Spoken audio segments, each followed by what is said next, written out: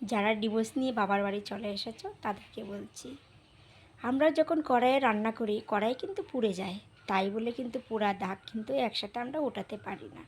সেটা ঘষতে ঘষতে আস্তে আস্তে কিছু দিন গেলে কিন্তু ওঠে।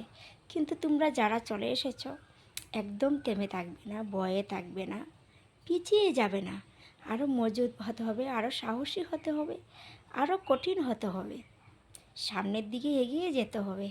তাই বলে তোমাকে থেমে থাকলে চলবে না। কিন্তু সত্যি কথা এটাই, যতই তুমি তৈরি করো নিজেকে ইসে করো, দাগ কিন্তু থেকেই যাবে।